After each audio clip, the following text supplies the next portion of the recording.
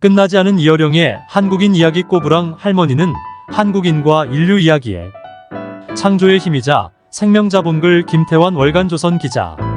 이어령은 한국인 속에서 인류의 씨앗을 찾고 한국인을 길어올려 한국인 이야기를 피시스자 연계와 노모스 법제도 세미오시스 상징계라는 예 방법론으로 풀어 낙화하는 꼬부랑 할머니는 이자 생명의 원천, 인류 역사의 근원, 한국인 문화 유전자 탐사한 한국인 이야기 12권 완간, 계획 지금까지 한 권 출간. BTS 방탄소년단의 몸짓도 정형화되지 않은 막춤의 전통과 관련 있지 않을까? 내 머리와 마음속 전복이 있는지 몰라도 이미 그려놓은 글의 보물지도 따라 모험길에 오르세요. 창랑의 물이 맑으면 가끈을 씻고 창랑의 물이 흐리면 내 발을 씻으리. 초사 구론편에 나오는 어부사의 노랫말이다. 이어령 선생이와 여대 명예석 좌교수은 창랑의 물로 비유되는 풍파의 세월을 돌아보며 요즘 부쩍 물이 맑았던 시절이 언제였나? 더듬어본다. 늘 그렇듯 세상은 제살 국리의 제 원한에 충실했지만 선생은 상아떼를 쥐고 가끈을 죄며 정신적 지층 탐사를 떠났었다. 세월이 흘러가시 다 헤어졌다. 때로 물이 탁해도 가끈을 씻었고 물이 맑아도 발을 씻었다. 생에 어두워져가는 저녁, 선생은 상아떼를 다잡고 마음에 두었던 보물지도 하나를 만들고 싶다고 다짐한다. 불과 한 달 전이었다. 선생에게 전화가 왔다. 취재차 지인을 만나러 가던 길이었다. 혹시나 외로웠거나 말 상대가 없어서일까? 김 기자, 중요한 이야기가 있는데 좀 만나줄 수 없어? 서울 주변 도심인데도 흑실은 트럭이 쉴 새 없이 달리는 도로 옆길에서 전화를 받았다. 먼지 사이로 발걸음을 멈췄다. 선생은 늘 그랬다. 불쑥 전화를 걸어와 말했다. 중요한 이야기여서 전화로 말하기 그러니까 바빠도 날 좀 봐 하고. 이번에도 다르지 않았다. 영인문학관이 있는 서울 평창동으로 가려면 높은 오르막을 올라야 한다. 차나 택시를 타기도 했고 걸어가기도 했다. 왜 만나자는지 알 수 없으나 혹시나 외로웠거나 말 상대가 없어서일까?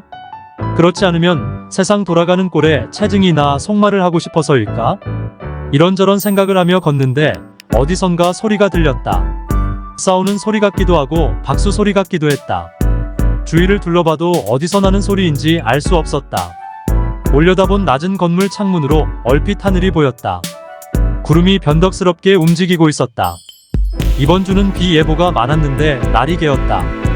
말을 걸어오지 않았는데도 건물 앞 녹슨 청동 조형물 곁에서 한참을 서 있다가 발걸음을 옮겼다. 소리를 질러야 해서 늘 목이 쉬어. 서울 평창동 영인문학관 한쪽에 새겨진 이어령 선생의 시 하나의 나뭇잎이 흔들릴 때, 하나의 나뭇잎이 흔들릴 때 나는 어디로 가야 하는가를 들었다. 대지를 향해서 나뭇잎은 떨어진다. 어둡고 거친 흙 속으로 향하는 나뭇잎들을 본다. 거부하지 말라. 하나의 나뭇잎이 흔들릴 때 대지는 더 무거워진다. 피가 뜨거워질 때 잘 있거라, 잘 가라 인사말을 잘하고 떠나야 한다. 문득 선생과의 인연이 떠올랐다. 생과 사, 죄에 대한 이야기를 나눌 때면 선생은 기자가 듣지 못했던 전혀 다른 모국어로 이야기하는 듯 했다. 그는 세상의 드문 기호학자였다. 언어라는 상징체계 속에 내재된 문화적 기호를 찾아 그만의 독특한 해석으로 한국인의 문화 유전자에 생명을 불어넣었다. 한국인 속에서 인류의 씨앗을 찾고 그 씨앗 속에서 한국인의 원형을 길어 올렸다. 그럴 때면 신이 난 듯 목소리가 고음이었다. 그러나 언젠가 선생의 고백을 듣고 큰 충격을 받았다. 목에서 소리가 안 나와 소리를 질러. 그러면 남들은 열정이 있다고 하는데 아냐. 보통 사람처럼 얘기하고 싶지만 소리가 안 나와. 소리를 질러야 해서 늘 목이 쉬어. 그럴 때면 선생은 유리벽 사이에서 사람들을 대하는 듯한 절대로 좁혀질 수 없는 간극이 느껴져 답답하다고 고백했다. 그 이야기를 들은 후론 선생의 목소리가 커지면 기자는 불안함을 느꼈다.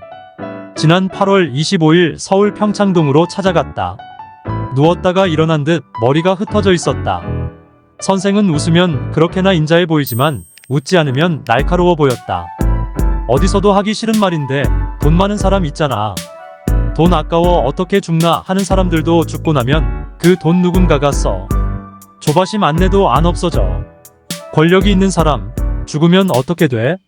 황제가 죽으면 다른 황제가 그 자리를 메워. 그 권력 안 없어져. 마찬가지로 은행에 넣어둔 돈도 안 없어져. 자기가 안 쓰면 누군가가 대신 써. 여기서 잠깐 뜸을 들이더니 다시 말을 이었다. 그런데 예외가 있어. 머릿속에 있고 마음에 있는 건 다 사라져. 누구도 소유할 수 없다고. 내가 가끔 전복 이야기를 하잖아. 해녀들이 전복을 숨겨놓고 내일 좋은 사람이 오면 따다 줘야지 해. 전복은 점점 크는데 이제는 전복에게 갈 수 있는 힘이 없어. 늙어서. 마지막에는 보물지도밖에 못 그려주지. 내가 요즘 하는 이야기들이 바로 보물지도를 그리는 작업이야. 김 기자, 나한테 시간이 없어요. 집에 내 컴퓨터가 7대라고 하지 않았어? 근데 이제 아무 소용이 없어. 마지막 남은 게 이거야. 하더니 몽당 연필을 꺼내 들었다. 피시스 노모스 세미오시스 3가지 틀. 이어령 선생이 백지 위에 연필을 쥐고 있다.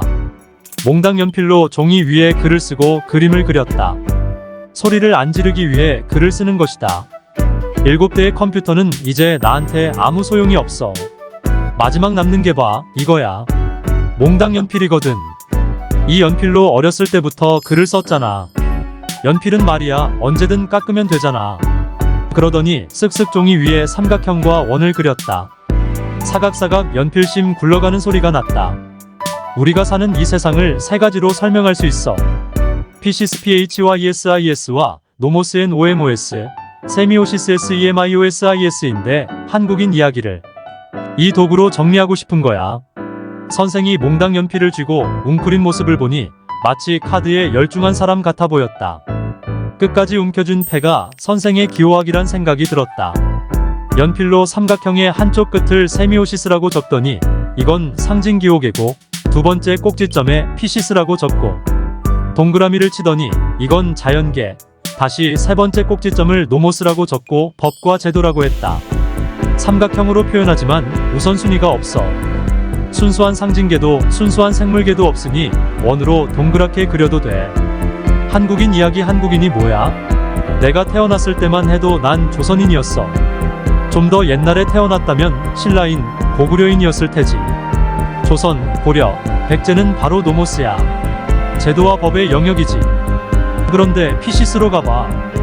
거기 한국인이 어딨어? 과학자의 말을 빌리자면 36억 년 전 수프 같은 열탕의 바다가 부글부글 끓어오를 때 최초의 단세포 생명체가 하나 생겼대. 그게 생겨나지 않았더라면 난 지금 이 세상에 존재할 수 없었겠지. 이것이 나의 생물학적 피시스 아이덴티티야. 한국 신화로 보면 단군의 자손, 곰의 후손이거든. 태극이 국가를 상징할 때 노모스 법제도로서 태극기가 된다. 지난 2월 28일 102주년 31절을 하루 앞두고 서울 서대문구 서대문영무소역사관을 찾은 시민들이 대형 태극기 앞에서 기념사진을 촬영하고 있다. 기침을 한 뒤 목을 가다듬고서 다시 말을 이었다. 과학이 사실이라면 피시스의 나는 한국인이 아니라 그 세포야. 생물학적인 나, 생명이 이 지구에서 최초로 탄생한 그 순간이 바로 나야. 나의 조상이지. 그런데 세미오시스로 가봐. 거기는 신화의 세계야. 기독교 상징으로 보면 아담이지. 중국 신화에서 말하자면 2마리 뱀이 한 몸으로 꼬여있는 여화씨의 후손들이지. 물론 한국 신화로 보면 단군의 자손, 곰의 후손이거든. 몽당 연필을 쥐고 무언가를 열심히 쓰는 모습이 마치 생각하는 사람 더 싱커처럼 보였다.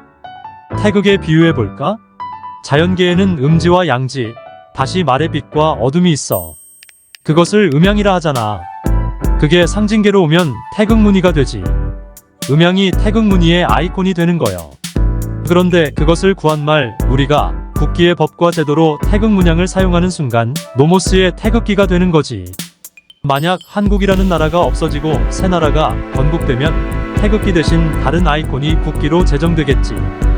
그러나 기호상징계로서의 태극 문양은 없어지지 않아. 중국, 일본 그리고 몽골 깃발에도 태극 마크의 상징적 도형이 남아있으니까. 이렇게 노모스는 변해도 기호계 말문자는 쉽게 변하지 않아. 그런데 태극 도형을 모르는 외국인들에게도 음지와 양지라는 빛과 어둠은 똑같이 작용해. 피시스는 인간이 사라져도 제도가 없어져도 그대로 남아있어. 우리가 사는 이 세상은 이렇게 자연계 상징계 마이너스 법 제도로 구성되어 있는데 우리는 그 어느 한쪽만 인식하며 그것이 우리 현실이라 생각한단 말이지. 닐스 보어와 문양. 서울 종묘정전 남문 문설주 아래에 새겨져 있는 삼태극 문양. 선생의 이야기가 태극기 태극 문양으로 사유가 확장되기 시작했다. 덩달아 말도 빨라졌다. 중간에 끼어들 말을 못 찾아 옴짝달싹 못했다. 태극 문양에서 양자물리학의 출구를 발견한 사람이 1922년 노벨상을 탄 닐스 보어 닐츠 보 1885만 1960이야.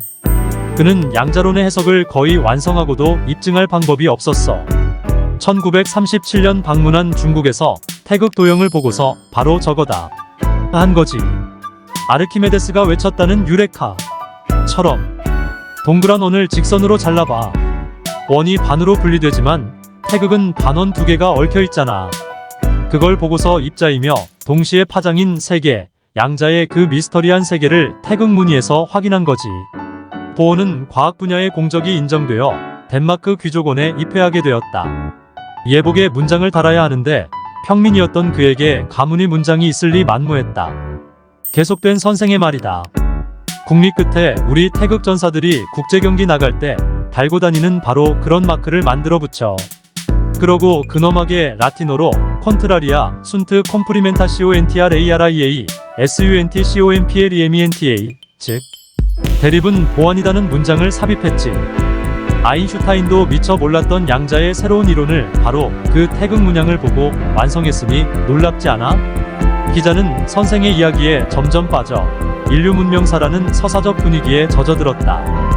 이 세 가지 틀로 생물학적 자연인으로서 한국인 피시스, 그리고 상징계의 기호적 존재로서 한국인 세미오시스, 그리고 헌법과 법제도로서 한국인 노모스 등 세 차원에서 작년에 펴낸 책이 한국인 이야기 너 어디에서 왔냐.